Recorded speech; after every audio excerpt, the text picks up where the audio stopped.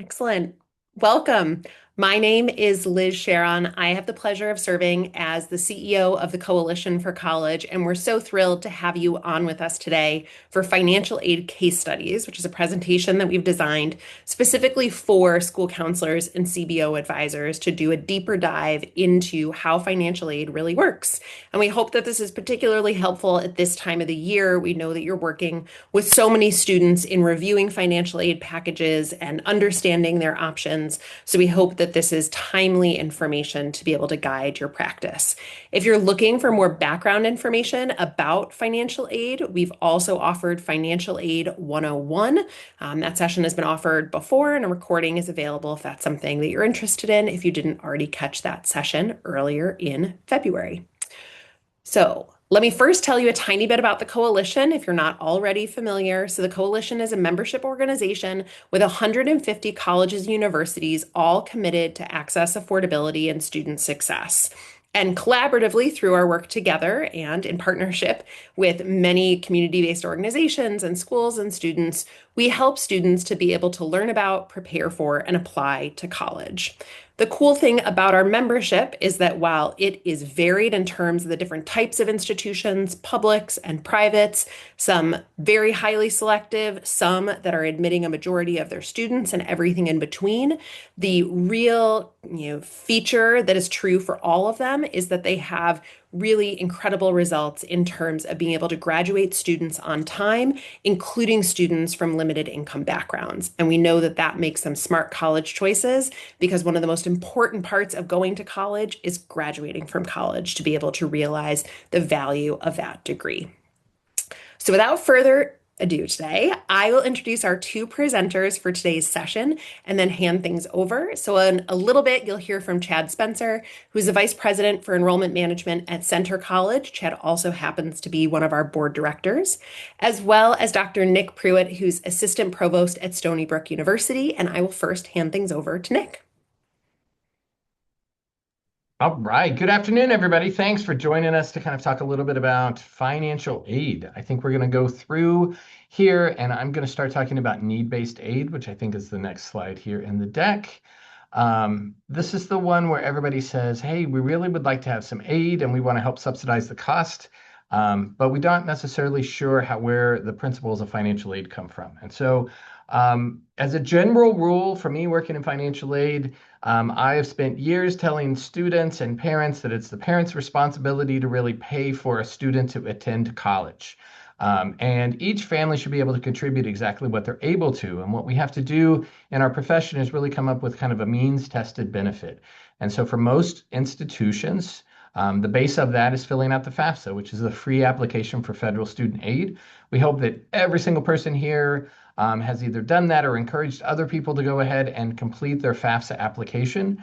The FAFSA uses information from 2 years ago. So right now it's using financial income from 2024 as a projection for the 26-27 school year. A lot of people right now are filing their 25 taxes. Sometimes we get some questions about, hey, my income has changed between 2024 and now. We'll talk a little bit more about some special circumstances and how we kind of handle that.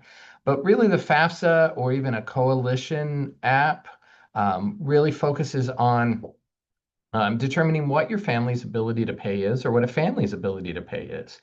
And that varies from where you live in the country, how many people are in your household, quite a few different strategies and different categories that go along with that. The basic rule is families who make more money may need less need-based aid to attend college. And then it also is going to depend on what type of institution that someone is attending, what those costs are, whether the costs are, $100,000 a year for tuition, which we actually see quite frequently in our industry, or maybe a community college where students that are within the district can actually go for free. And you're still eligible to file a FAFSA based on your income. You may actually get some money to help pay for college or help subsidize your education while you're there. The idea is the more resources you have, the more you should be able to contribute to college. And I'll tell you, this was the first year I actually filled out a FAFSA as a parent. Done it previously as a grad student, but it's really interesting filling it out as a parent. And my daughter came to me and she said, well, I don't want to take out loans. And I said, well, I've spent over 20 years of my career telling people that it's the parents' responsibility to pay for school. and we have your FAFSA filled out. And so my goal is for you to not take out as much loans, but depending on where you want to go, that is an option for that. Now, unusual family circumstances. We see this pop up quite frequently in the industry. So, if your income has changed from 2024 to 2025, we would encourage you to reach out to the schools that you're interested in attending, and each school is going to have a slightly different process. For us here at Stony Brook University, we start looking at those applications after May 1st, but we'll have some preliminary conversations to have conversations there. So you're like, well, what would be covered under kind of a special circumstance? Well, loss of income, death of a parent, family divorce, excessive medical expenses. Was your house or your family impacted by a tornado or some natural disaster?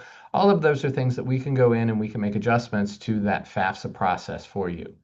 Um, each college has a limited amount of resources, and we either call that, foundational funds or need-based grants or sometimes institutional discounting. We want to try to make college as affordable, but we want to make sure that everybody is on a level playing field, and that's really where that means tested benefit of completing the FAFSA is going to be. All right, so let's work through a couple of little eligibility pieces of how we actually are going to determine financial aid for students.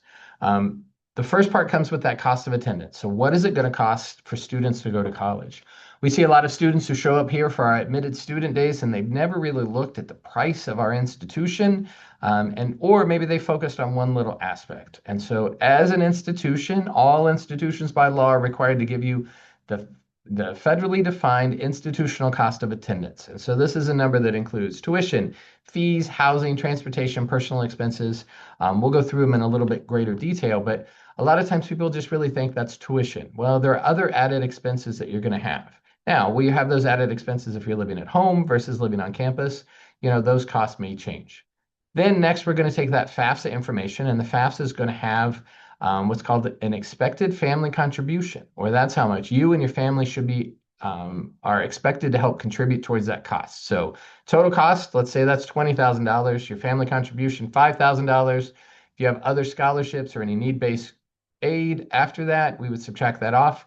And the final amount is really going to tell us what a student's financial need is going to be. If we go to the next slide here, we'll break down a little bit of the difference. So the FAFSA calculates the student aid index. So you'll notice the difference between this slide and the last slide is that student aid index. We used to call it an EFC, now it's an SAI. Basically, it's how much the federal government via the FAFSA determines that they should be able to contribute towards the cost of your education. And then that determines that student's financial need. Then at our institution and other institutions, we give our limited funded programs to the students that have the most amount of financial need, and we kind of go down from there.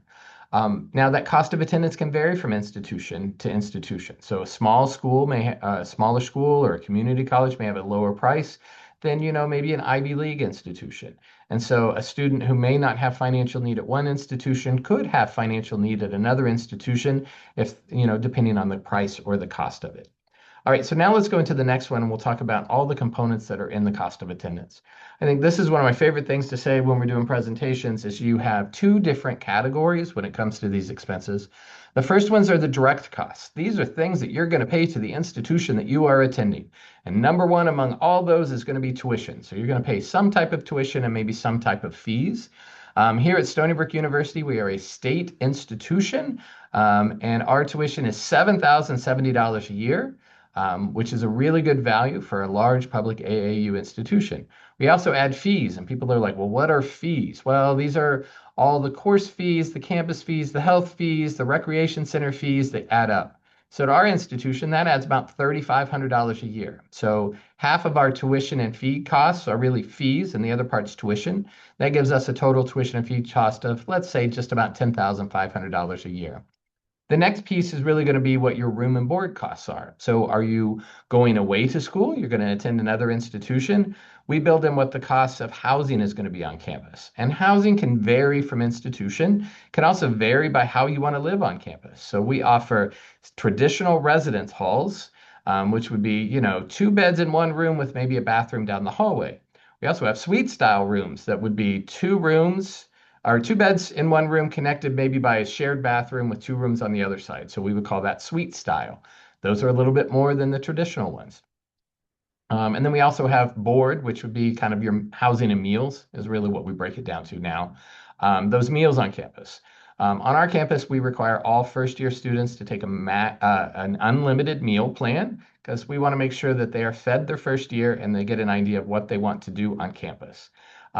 For us here at Stony Brook, that combination of housing and meals, room and board, is really going to put us closer to $20,000. So that means our direct costs that a family would pay here would be about $30,000 a year. We're just using big round numbers. Then you're going to have indirect costs at the institution, books and supplies. Um, these are, the paper, the pens, the books that you're going to have for class. What's really interesting in my 20 plus years of doing this, our book costs on campus have actually remained oddly steady. And that's because a lot of books have shifted online. Or you can also find books through online sellers like Amazon or other places like that. These are costs that you will have, but they won't be paid to the institution.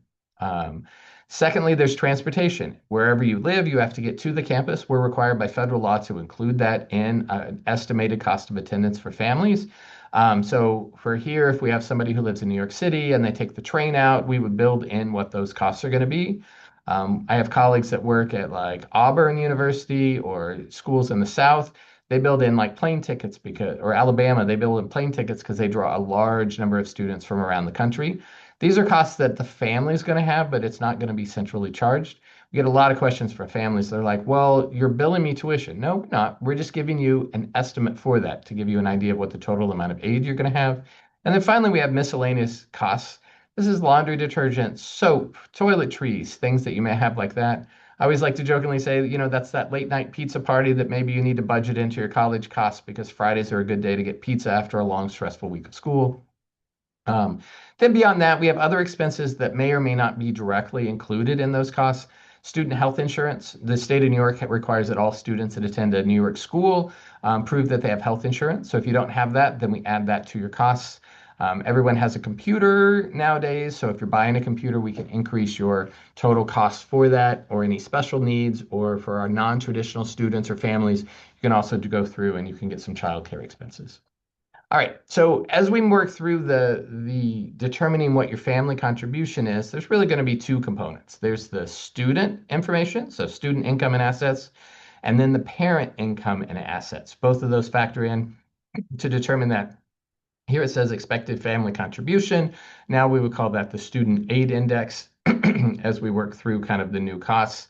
Just knowing that it's for the entirety of the family. I think that's the point we're trying to share here is the parents have income, the student has income that would also factor into that. And then as we go into what the total student aid index, it's the parent income and assets, student income and assets, minus any amount of the family's living expenses. So the FAFSA takes all that income information from the tax return, imports it directly to the FAFSA, click a couple of buttons, and then it says, oh, your family makes this amount of money. Here's how much we believe your family should be able to contribute towards the cost of education.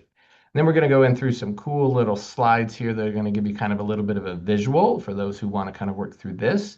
So income, there's taxed income and untaxed income. So if you're receiving any other benefits, we see families with maybe child support or alimony or other untaxed income that would show up there. And then from that, there's an allowance. So how big is your household? And then how much of the money that you make do we need to protect to support the household before you go for that? And then it's kind of computed based on the assessment rate, which varies based on your income level, kind of like filing a tax return. There are different income bands, different tax rates based on what you have. And then that determines what the parental contribution from income is actually going to be when it comes to the process.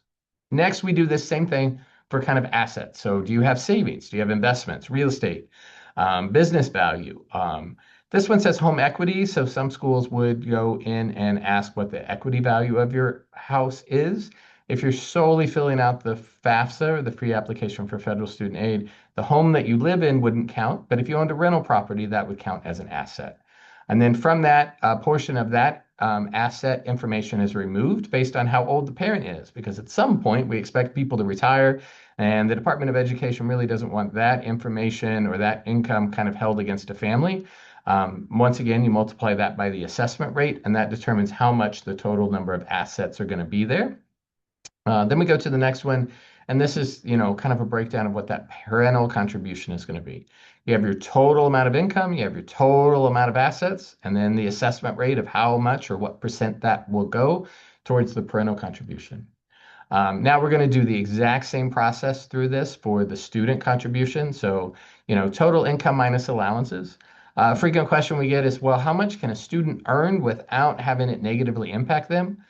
We usually point students to what the IRS standard minimum deduction is, which is just a little over $9,500, I think, for this year. So as long as they earn under what that standard minimum deduction is, their income really isn't going to impact them. Now, if the student does have assets, then a high portion of that. So if they have, a brokerage account or if they have a high savings account, then a significant portion of that is required to go into that student contribution. So if you have $1,000 in your savings account, then say 25% of that, $250, would go towards the assets towards your student contribution when you complete the FAFSA. Then we go in and we're like, well, we have the parent part, we have the student part. So now, hey, here's the family part, parent piece, student piece, total expected family contribution. And then to get to that final part, that student aid index, we really just take out what that amount needed to maintain your family size is and all those people that are in your household, because the government isn't looking at all your income, it's just looking at your available income. I think this is where we could almost do an entire webinar of, well, how much is that and what should that look like? But this is kind of where we're at when it comes to the process there.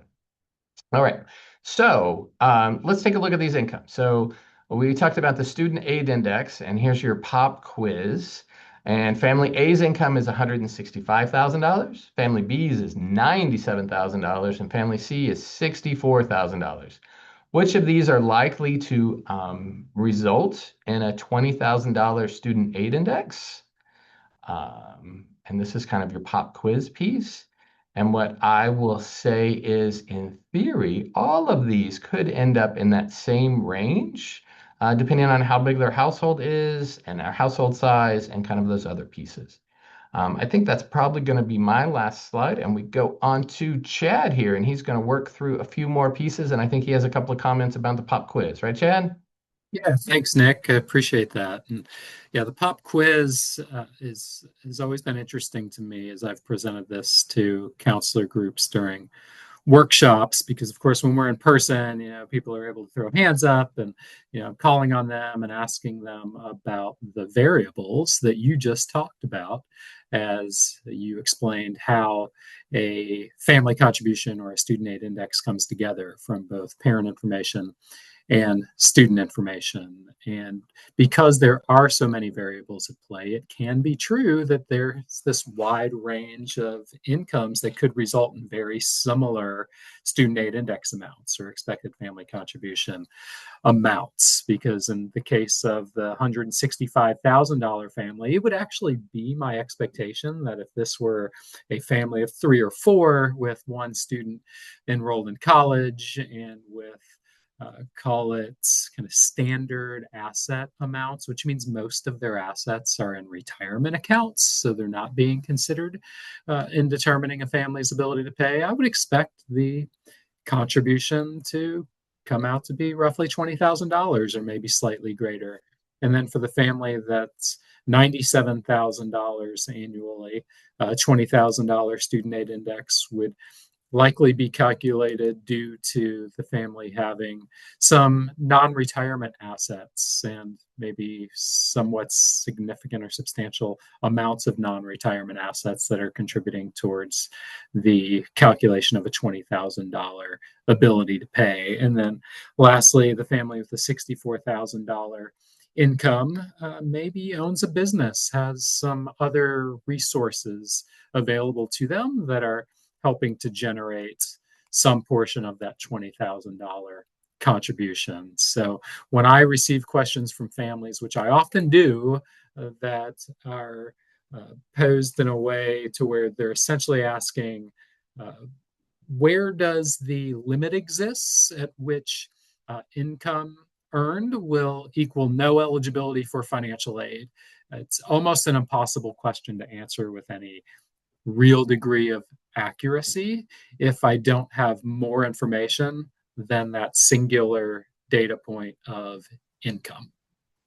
So all of that to say, this is one of the reasons why many colleges strongly encourage all students applying for admission to file a FAFSA and or a CSS profile, because we would like to have the opportunity to determine if the student is eligible for any financial aid support. We don't want to leave any dollar untapped if the student is in fact eligible for it, because Nick and I know, along with our financial aid colleagues across the country, that most families are going to need financial aid support in order to help finance their students' college education.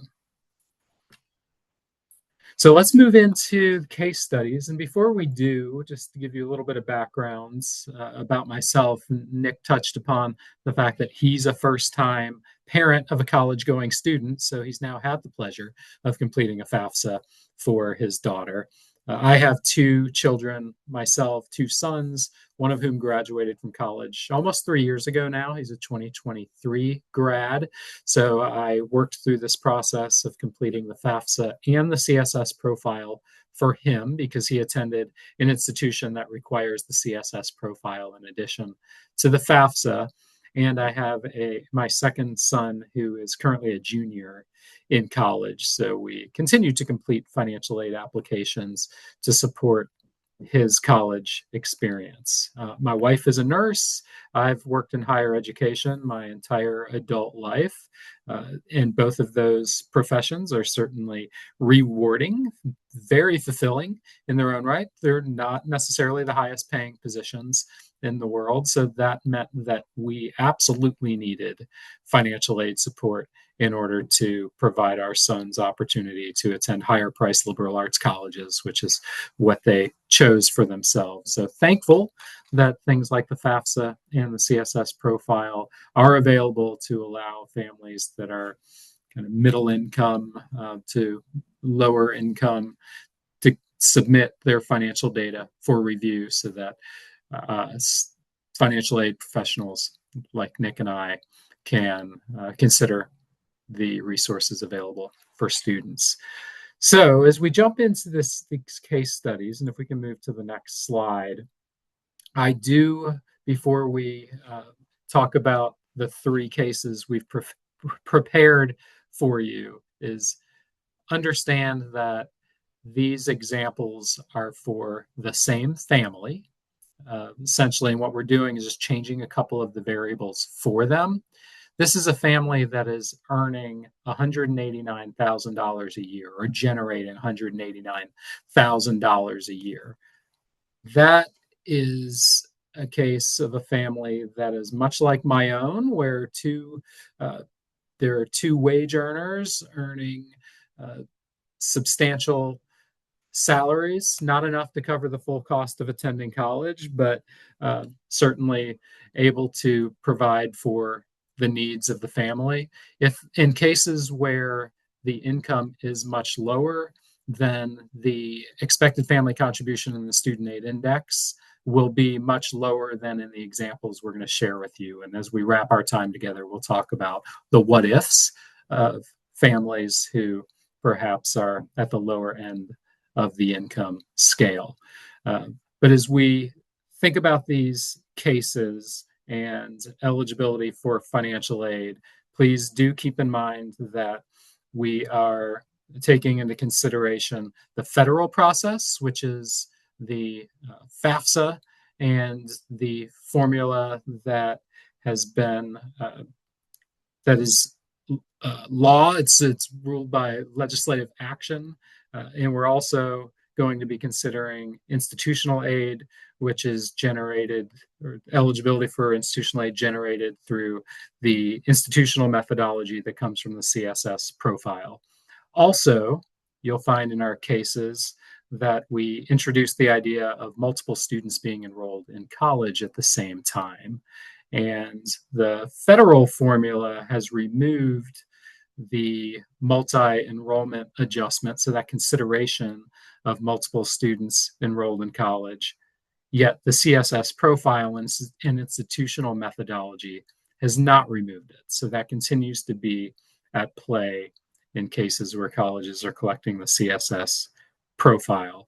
And then finally, and Nick covered this well, it's important for families to think about the cost of other educational expenses in the ways in which colleges are determining eligibility to pay. So if there are situations where families are sending their children to private schools where they're contributing towards the cost of K through 12 education out of pocket, it's a wise idea for those families to help the colleges and universities where the students applying for admission to understand that. And also, too, there may be cases where colleges who collect the FAFSA can take into consideration the cost of other educational expenses where it is where those expenses are based upon the needs, special needs of a child living within that household. So let's jump into looking at our case studies. And in case study 1, we're working with a family of 5. So the adults in the household plus the children or the dependent children and 1 student enrolled in college for the year. In this case, the total income is that $189,000-ish, and that includes $7,275 in untaxed income. And the untaxed income can come from any number of sources. What I have found in my 25 plus years of doing this is oftentimes untaxed income is going to be coming in the form of pre-tax contributions towards retirement accounts, or through pre-tax contributions towards a health savings account or a flexible savings account. So that's untaxed income as in terms of financial aid treatment and process. This family reports savings that I would consider to be somewhat modest, in that the parents tell us they have a savings account with $2,850 in it, and the student has a savings account with $600 in it. Now, this family has clearly been making contributions towards retirement because we see retirement value greater than $300,000. For financial aid purposes, retirement accounts are off limits. And I always stress that point when providing financial aid presentations to families, because I know that I'm going to see relief written all over the faces of the parents who are in the crowd. So contributions towards 401ks, 403bs, IRAs, KEOs, other traditional savings accounts, the principal balances are off limits for financial aid purposes. So this $300,000 is not at all impacting our calculation of this family's ability to pay.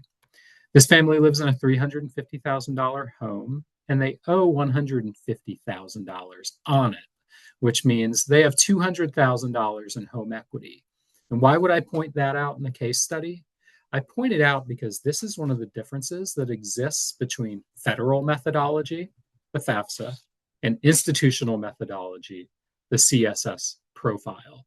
The FAFSA does not ask any questions about a family's home other than the address of that home. The CSS profile, however, does ask questions, and those questions include: what is the current market value of your home? In this case, $350,000. What do you owe against that home? In this case, $150,000. What was the purchase price of your home? And in what year did you purchase it? And then finally, what is the monthly mortgage payment for the home you are living in currently? Colleges who collect the CSS profile may choose to treat some portion of the family's home equity as an asset for financial aid purposes, which means there would be an expectation that the family contributes some portion of that home equity towards the cost of the student attending college. And the idea behind that is families who own a home have greater financial resources than a family who does not own a home. And a family with great equity in their home has greater resources available to it than a family who has little or no home equity. So just want to point that out. Now, these financial figures plus many other variables that Nick has already talked about, results in this family's federal student aid index coming to $35,152 for the year, right? Annual contribution towards education. The institutional expected family contribution from the CSS profile generated a $38,996 family contribution for the year. So in this case, the institutional EFC is greater than the federal SAI by nearly $4,000. That's largely due to the home equity that's at play here, plus to a very small degree, the student's savings. Institutional methodology has an expectation that students are going to contribute towards their own educational expenses, and the student's assets are going to be assessed at a 25% rate. So that would have generated a whopping $150 contribution from the students in this case. Now let's look at case study number 2, where again, same family here, right? But now they have 2 in college. They've moved from having that 1 that they're having to support to now having 2, which means their available resources are going to have to be directed towards both of those students who are enrolled. The income's the same, the untaxed income portion of the total income remains unchanged. So 2 are the savings accounts and the retirement account and the home, right?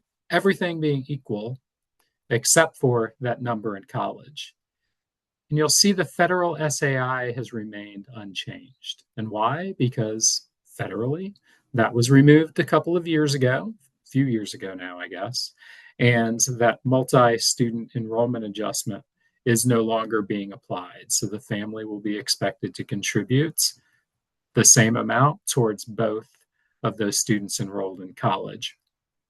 The institutional expected family contribution, however, dropped from $38,996 to $24,258. So that's roughly a 40% reduction in the expected family contribution generated using institutional methodology from the CSS profile. Again, those colleges who collect the CSS profile may choose to apply that multi-student enrollment adjustment, thus making the student eligible for more financial aid in cases where there are more than one student from the same family enrolled in undergraduate programs at the same time. This is also a question, and Nick, you may have something to say on this topic, and I certainly welcome you to share. There may be cases in which colleges and universities who are collecting the FAFSA only may choose to apply some multi-enrollment treatment towards families who have multiple students enrolled in college. So I think it's a question worth asking. What do you think, Nick? I think it's a question worth asking. I think it also depends on the type of institution you're going to be at. As a large public institution that relies on the FAFSA, we would not make an adjustment for multiple students in school. And I think currently, we have had a few legacy students that were negatively impacted by the FAFSA changes, and we've taken care of those students. But I think it's our intent to follow the congressional rules when it comes to who gets included and who doesn't. But we didn't want existing students to be negatively impacted. So that's our approach. And it seems like there are a few institutions that would make that adjustment, but I think they tend to be more of the private institutions. Would you agree, Chad? I do. I do. And that's largely who I've heard from when they have told me that they continue to make some level of adjustment. Now, that said, they are unable to make that adjustment within the federal formula because federal formula cannot change, right? We have to apply professional judgment only in those cases, and multiple students enrolled in college doesn't qualify as professional judgment because if you're doing it for everyone, right, then it's just standard treatment. However, the colleges may choose to institutionally make an adjustment and then use their own institutional funding to provide greater levels of financial aid for the students. All right, let's look at case study number 3, and this is where the idea of other educational expenses may be applied. In this case, the younger siblings in the household are attending private high school, and colleges may choose to provide an income protection or allowance for additional educational expenses for the younger children. And in this case, the total cost of the private high school tuition for the two younger dependents is $28,000. So in the case of an institutional expected family contribution, we're seeing a $31,061 contribution as compared to that $38,996 contribution in case study number one.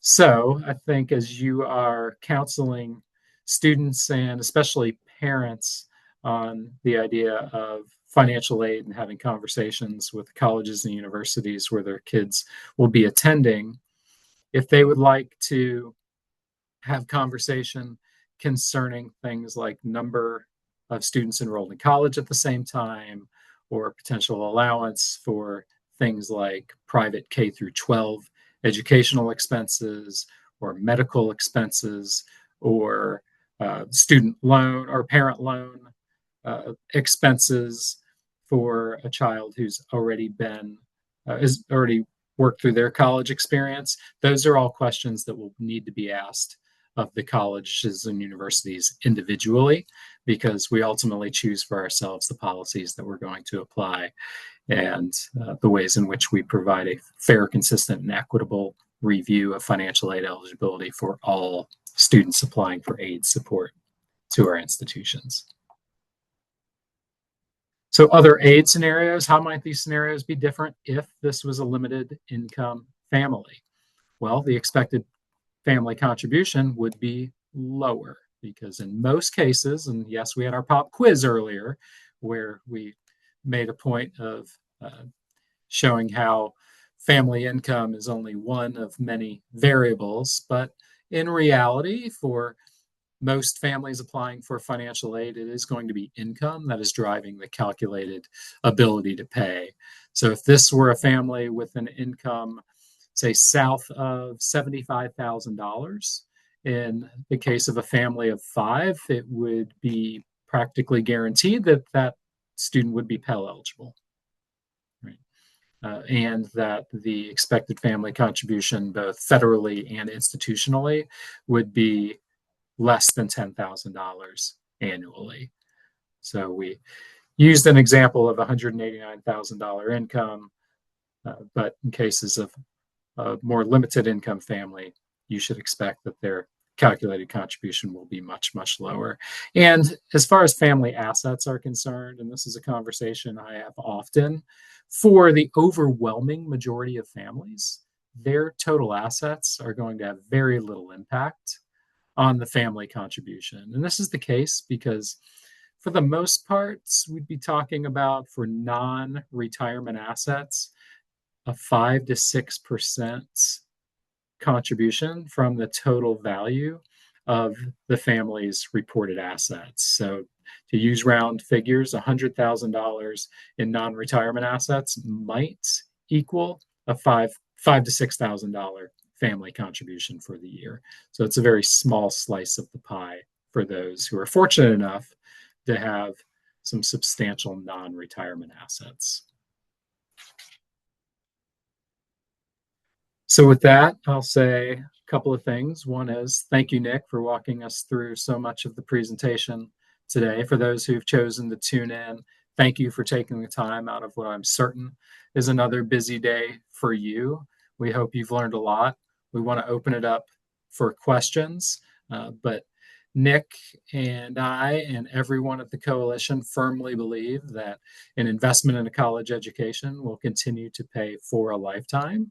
And we want families and students who are seeking financial aid support to have all the resources they need in order to uncover those options that are available to them to help pay for the cost of attendance. So Liz, back over to you. Excellent.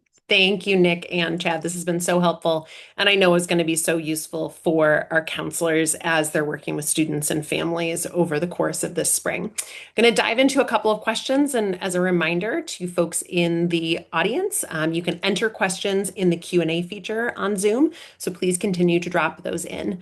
So going back to pretty early in the presentation, one of the things that came up were questions around fees.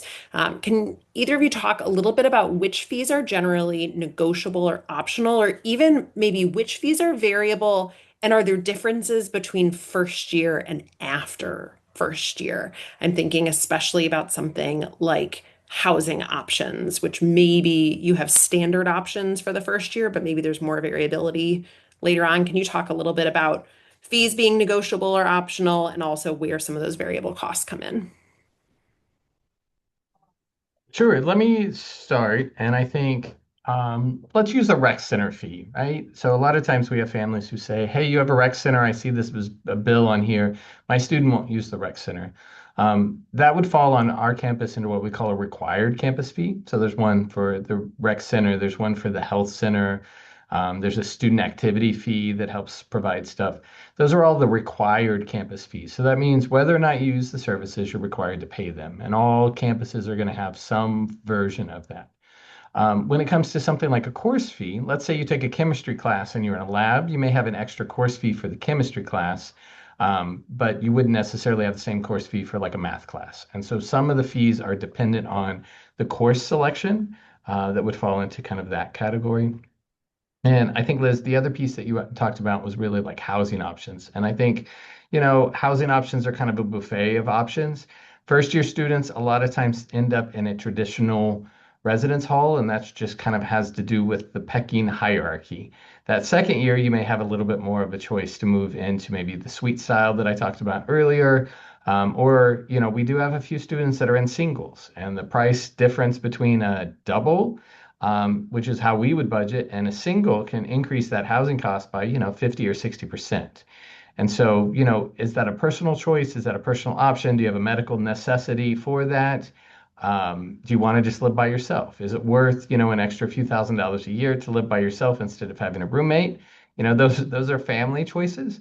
I think, our goal here working with the coalition is really to make sure that students have access to college and that we want to do it as economically as possible. We do a fun presentation where we talk about Starbucks, and it's don't use your student loans to buy a Starbucks your freshman year because that Starbucks drink is going to cost you a lot by the time you get it repaid. The same option can kind of apply to housing options. It's cheaper to have a roommate. And we live in a world where a lot of times, even during college or after college, you need a roommate to kind of keep things going. So keep stuff like that in mind.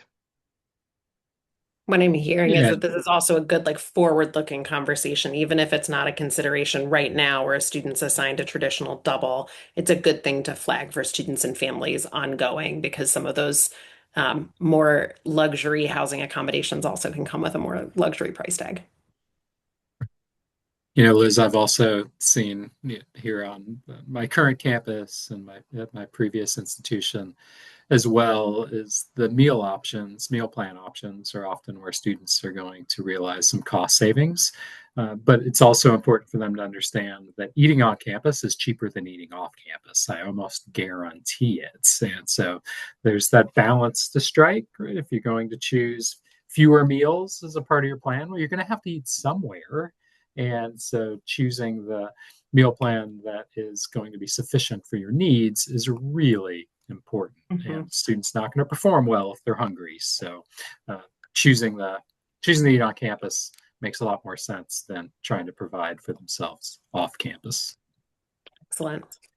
Another question came in I can answer briefly, and then I'll address the part two. Are room and board separable? Yes, we often refer to that as room and board as a unit, but just as Nick and Chad just answered, you can choose different meal plans, you can choose different housing accommodations depending on what's available, and those are not costs that are always joined together, although typically the meal plan is reflective of the housing choice. If your housing doesn't have a kitchen, oftentimes the college is going to require you to take a meal plan that sufficiently feeds that student. Whereas if a accommodation in your housing does have a kitchen, that's where certainly you can see some meal plans that are much more variable come into play.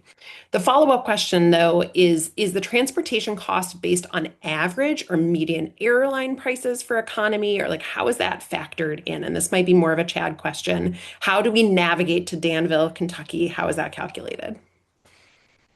Yeah, so every year, and I would imagine Nick's office does something similar, every year we set out to do our research to understand what it costs to get here, right? Depending upon how far the student has to travel, but also from where they have to travel.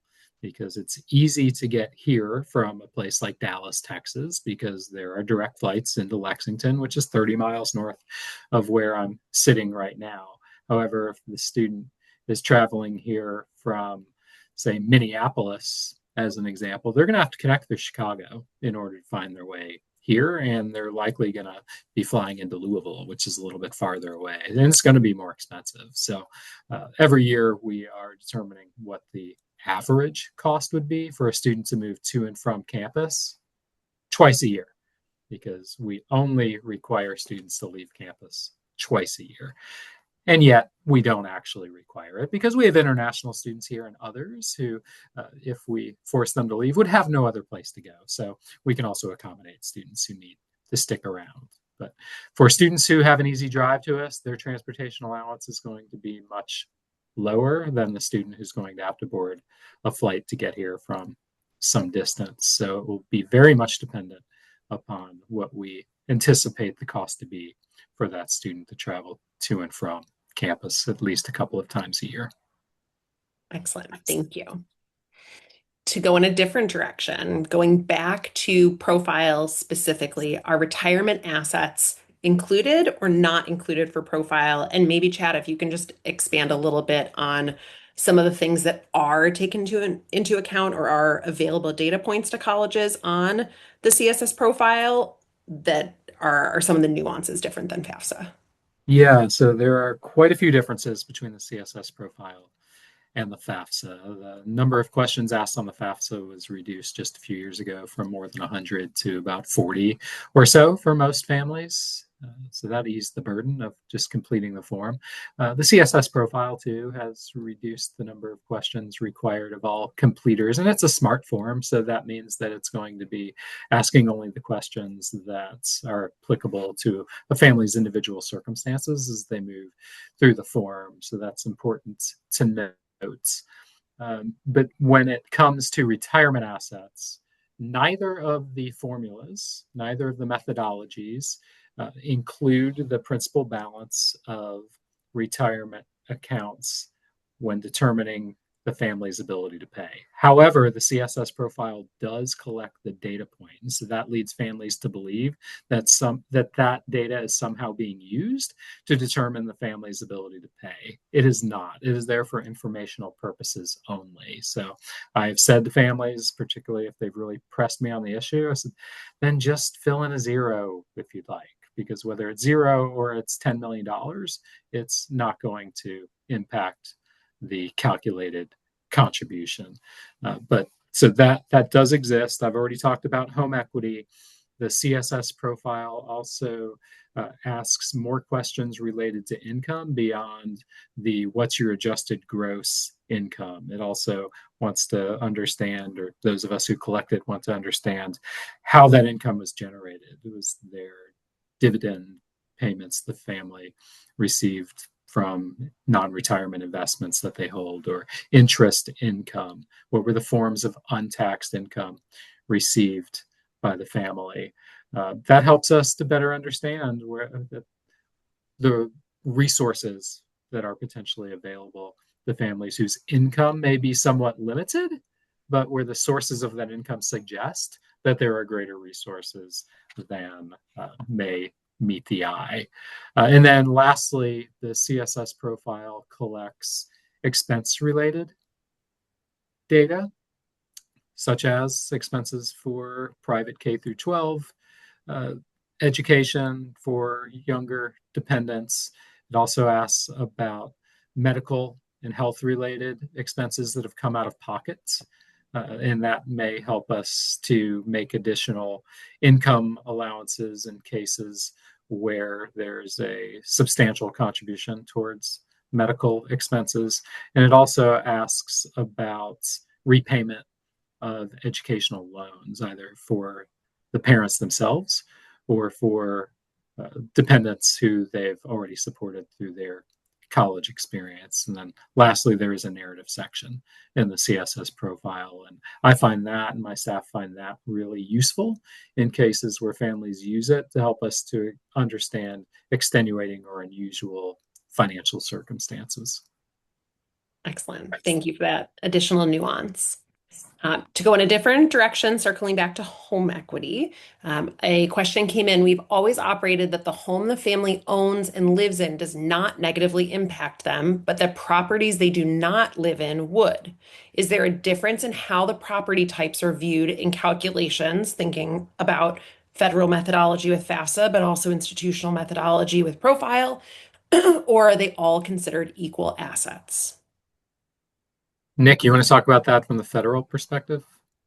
Yeah, I mean, I think the federal piece really views so your home doesn't count for that. Now, if you're filling out a profile application and you're going to a school that uses profile, it's going to take into an account your home equity. When you talk about other properties, you're typically talking about farmland or rental income or rental farmland or fishing grounds or fishing boats as assets that would count. So if you, basically the rule is if you're making money off of it, it's kind of an asset.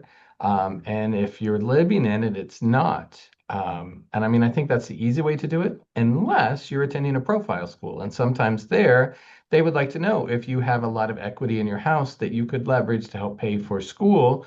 Because what profile schools are doing, they're trying to get a, I would argue, is maybe a more complete picture of a family's ability to pay. So let's say you had, $2 million of equity in your house, but you had no income. That would be treated differently at a profile school than it would be a school that relies solely on the FAFSA.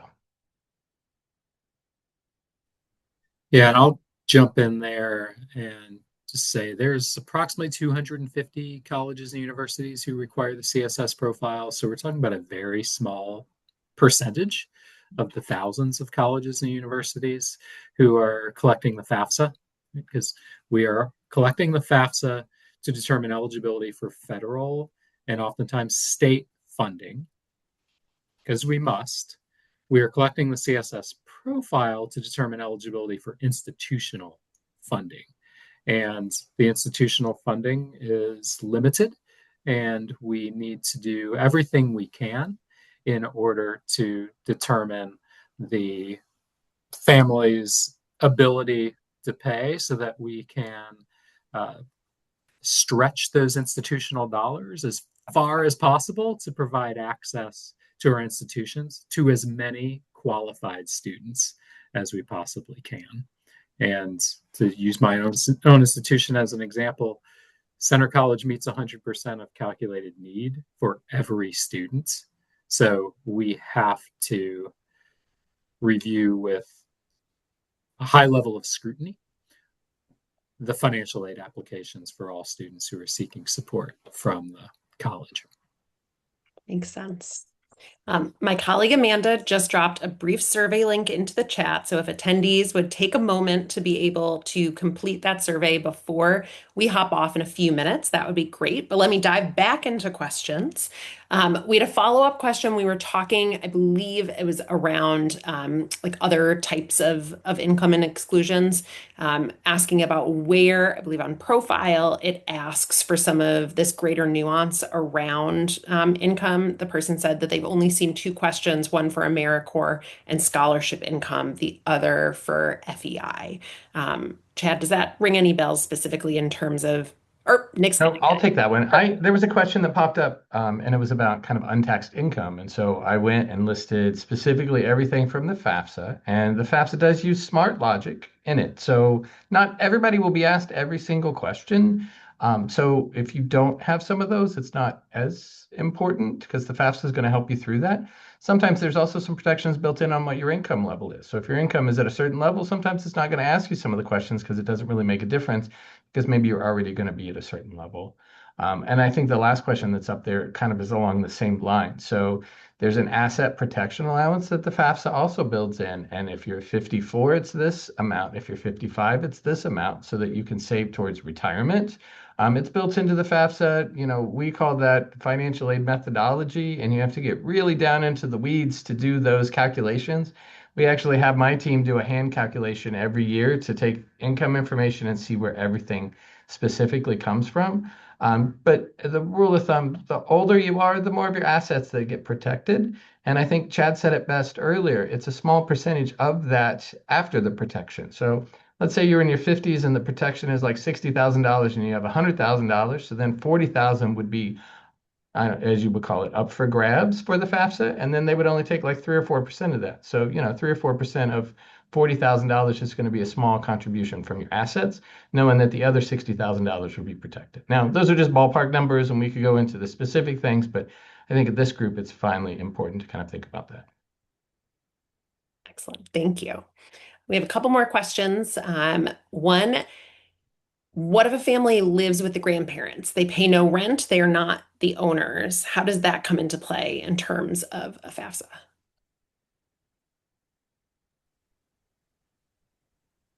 So the way that works is the family is supposed to report the housing that's being received from someone else as basically support in kind is the way it works. And they're supposed to apply a market value to the housing being provided to the family. And if there are other forms of support being provided, the same is true. Excellent. And I think personally, this is a great question to end on an uplifting note. Anything that a 10th grade family, or let's say a student before 12th grade, should be doing to prepare for financial aid. I'll add my own plug that having conversations about financial aid and affordability and sort of what that looks like for a family, and then doing net price calculators or the My Intuition cost calculator to begin to get a sense of things, like, wow, that would give a 10th grade family such a jump start in terms of this process. What would you add, Chad and Nick? I would say that is wonderful advice. It's to have conversation, right? I think as difficult as it may be for families to talk about the realities of their financial situations, it's healthy. Uh, yeah, I don't think it's a wise idea for families to say to their kids, you can go wherever you want, we'll figure it out, because that may not actually be true in the end. So instead, get real, have conversations about what you as or what parents may be able to contribute towards the students' education. And then those net price calculators, you're exactly right. Every one of us is required to have one available for consumers to use to determine projected cost, net cost of attendance at our institutions. So if the 10th graders beginning to identify some places, or the family just wants to grab a sampling of institutions, then they can spend a little time doing that work and actually entering their real financial data into these calculators. And then they will, in return, get that estimate of cost for those institutions individually. If I could do anything, I would actually go to baby delivery rooms, and I would encourage everybody to start a 529 plan at that moment. We see a lot of 10th graders who are 10th or 11th graders who are like, ooh, I need to start saving for college. And let's be honest, that's a little bit too late. We do a slide when we do presentations that if you start saving money at the time a child's born, you need about $40,000 invested. If you cash pay when a student graduates, it's about $80,000. And if you borrow money, it's going to cost you about $120,000. And so you're hearing that information from me a little bit too late in the process. But that is one route. The other route is your state often has lots of great benefits with a 529 plan. And so if you're going to cash pay, you're going to pay a portion of your income through a 529 plan or pay college.